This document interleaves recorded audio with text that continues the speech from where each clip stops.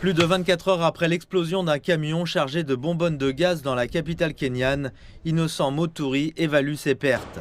Son bar et son restaurant font partie des nombreux établissements qui ont été détruits par le gigantesque incendie qui a suivi l'explosion. Nous n'avons rien récupéré. Tout a été rasé.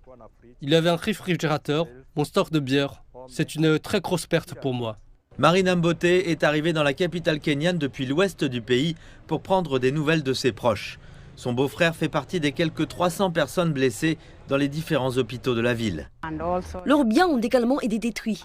Tout ce qui s'y trouvait n'a pas pu être sauvé. Ils ne savent plus où dormir.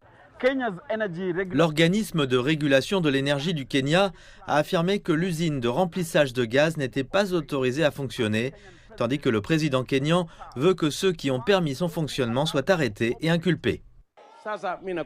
Quelqu'un qui est payé par le gouvernement a installé une usine de gaz dans une zone résidentielle et maintenant nous avons perdu des Kenyans. Est-ce que quelqu'un comme ça mérite de travailler pour le gouvernement ? Au dire de l'Institut du pétrole d'Afrique de l'Est, l'explosion s'est produite sur un site illégal de remplissage et de stockage de gaz de pétrole liquéfié. Il a ajouté que le propriétaire et certains clients avaient été reconnus coupables et condamnés en mai 2023. Mais l'autorité nationale de gestion de l'environnement du Kenya a affirmé que l'usine Maxis Nairobi Energy avait obtenu de manière irrégulière le 2 février de l'année dernière l'autorisation d'exploiter le site. En conséquence, 4 agents ont été suspendus. Les fonctionnaires ont délivré des licences alors qu'il était très clair que ce n'était pas la bonne chose à faire. Mais à cause de l'incompétence et de la corruption, ils ont délivré des licences et aujourd'hui, nous avons des blessés, des Kenyans qui sont morts.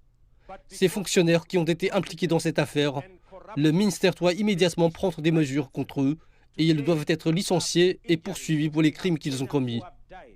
3 Kenyans ont été tués et près de 300 autres hospitalisés pour des brûlures plus ou moins graves. Le plus grand hôpital de référence du pays, l'hôpital national Kenyatta, dit avoir reçu 50 patients et 11 d'entre eux sont toujours dans un état critique. Ils ont subi des brûlures à 50% et plus et luttent pour leur vie. Par ailleurs, 19 patients présentant des brûlures de 4 à 10% ont été traités et ont pu quitter l'hôpital.